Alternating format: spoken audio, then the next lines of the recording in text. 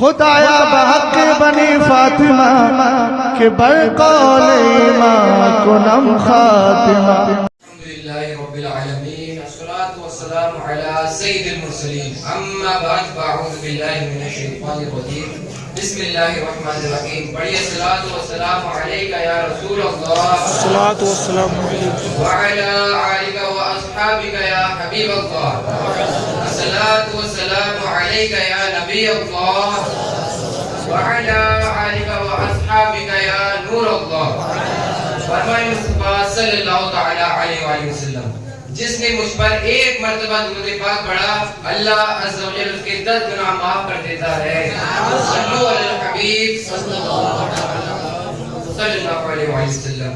ایک مرتبہ ایک شخص ایک نوجوان لڑکا حضور صلی اللہ تعالی علیہ وسلم کی بارگاہ میں حاضر ہوتا ہے اور فرماتا ہے یا رسول اللہ صلی اللہ تعالی علیہ وسلم میرا ایک کھجوروں کا باغ ہے اور میں چاہتا ہوں کہ اس باغ کے آس پاس دیوار بناؤں, اس باغ کے آس پاس باؤنڈری کر دوں, مگر میرا ایک پڑوسی میرا ایک ہمسایہ کا درخت درمیان میں آ جاتا ہے جس سے دیوار ٹیڑھی ہو جائے گی. یا رسول اللہ صلی اللہ علیہ وسلم میں نے اس سے کہا یہ درخت مجھے فروخت کر دے, اس نے فروخت بھی نہ کیا. پہلے میں نے کہا کہ یہ درخت مجھے دے دے, اس نے دینے سے بھی انکار کر دیا. یا رسول اللہ صلی اللہ علیہ وسلم میری مدد فرمائیے. حضور صلی اللہ علیہ وسلم تو ویسے بھی یتیموں سے بہت محبت فرماتے تھے. وہ شخص وہ نوجوان بندہ یتیم تھا.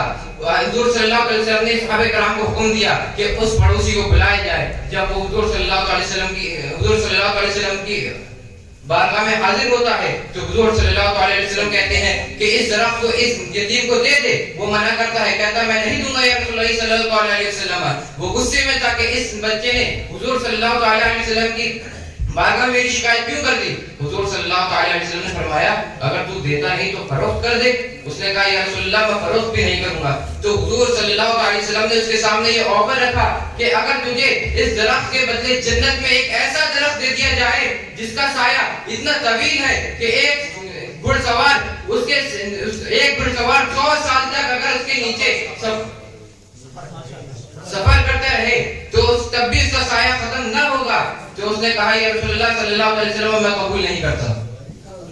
صحابہ کرام حیران تھے کہ ایک اتنا پیارا آفر اس نے ٹکرا دیا, ایک اتنا پیارا آفر جو جنت میں جسے ایک درخت مل رہا تھا اس نے اس سے منع کر دیا. جب وہ چلا گیا تو ادھر حضرت ابو درداء رضی اللہ تعالی عنہ حاضر تھے. وہ کھڑے ہوئے اور کہا یا رسول اللہ صلی اللہ علیہ وسلم اگر میں کسی طریقے سے یہ درخت اس یتیم کو دے دیتا ہوں تو یہ آفر کیا میرے لیے بھی ہے. حضور صلی اللہ علیہ وسلم فرماتے ہیں ابو درداء یہ آفر تیرے لیے بھی ہے. حضرت ابو درداء اس کے پاس جاتے ہیں اور کہتے ہیں اے شخص تو کیا مجھے جانتا ہے.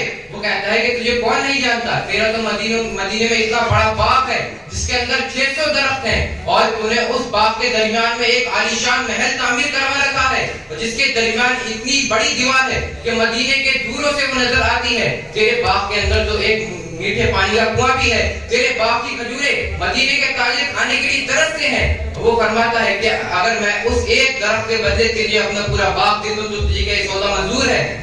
وہ حیران ہوتا ہے کہ ابو درداء کہ تم سچ میں کہہ رہے ہو. بولے ہاں یہ میں سچ میں کہہ رہا ہوں اور تو اس باغ کے ساتھ ساتھ جو محل ہے وہ بھی تیرا, جو دیوار ہے وہ بھی تیری, جو میٹھے پانی کا کنواں ہے وہ بھی تیرا.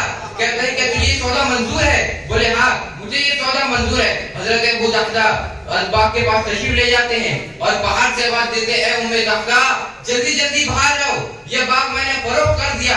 حضرت ام درداء رضی اللہ تعالی عنہا جانتی تھی کہ یہ بہت بڑا تاجر ہے, یہ کبھی خسارے کا سودا نہیں کرتا, یہ کبھی گھاٹے کا سودا نہیں کرتا.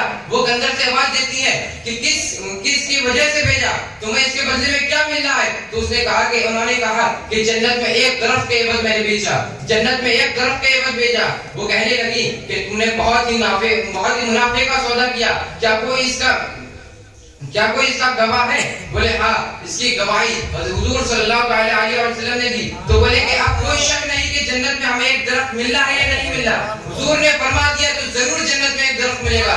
وہ اپنے ساتھ ان کے 3 بیٹے تھے, تینوں بیٹوں کو باہر لے کے آئے. اس میں 2 بیٹوں کے ہاتھ میں کھجوریں تھی, انہوں نے ان کے ہاتھ سے لی اور کہا کہ میں نہیں چاہتی کہ تم یہ کھجوریں رکھ لو اور اللہ عز و جل پھر ان کھجوروں کی لینے کی وجہ سے جنت میں کہیں ہمارے درخت میں خسارہ نہ ہو جائے, جنت کے درخت میں کہیں ہمارے لیے خسارہ نہ ہو جائے. راویوں نے ایک روایت میں آیا کہ ان کا ایک چھوٹا بیٹا تھا جس کے منہ میں کھجور تھی، آپ نے فوراً اس کے منہ سے کھجور نکالی اور جا کر باغ میں رکھ دی۔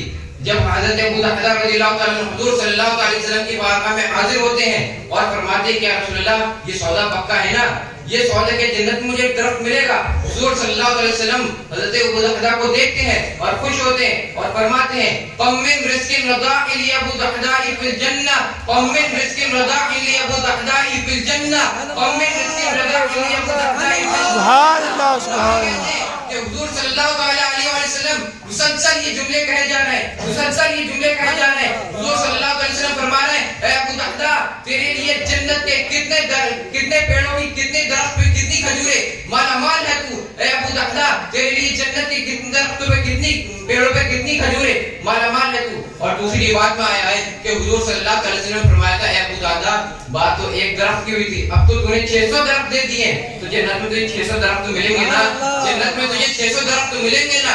حضرت ابو دحدہ وہی صحابی ہے جنہیں جنت میں اتنے درخت کی خوشخبری مل گئی، پھر بھی اسلام کے لیے محنتیں کرتے رہے۔ جنگ احد کا دن آیا، کافروں نے حضور صلی اللہ علیہ وسلم پہ حملہ کیا، حضرت ابو دحدہ سامنے آ گئے اور حضور صلی اللہ علیہ وسلم پہ چلنے والی تیریں اپنے سینے پہ لیتے رہے اور حضور صلی اللہ علیہ وسلم کے قدموں پہ شہید ہو گئے۔ جنگ بدر کے بعد حضور صلی اللہ علیہ وسلم صحابہ کرام سے فرمایا بتاؤ میرا ابو دحدہ کہاں ہے، مجھے وہ دکھاؤ، میرا کھجورے والا دکھاؤ۔ حضور صلی اللہ علیہ وسلم جب ان کے جسم اطہر کی شناخت ہو گئی تو ان کی جسم اطہر کے پاس آئے اور دیکھ کے خوش ہوئے اور پھر فرمایا قم من رزق رضاء لابو دحدہ فی الجنہ، قم من رزق رضاء لابو دحدہ فی الجنہ۔ اے ابو دحدہ تیرے لیے جنت میں کتنے پیڑوں پہ کتنے شاخوں پہ کتنی کھجوریں، مالا مال ہے تو۔ اے ابو دحدہ تیرے لیے جنت کے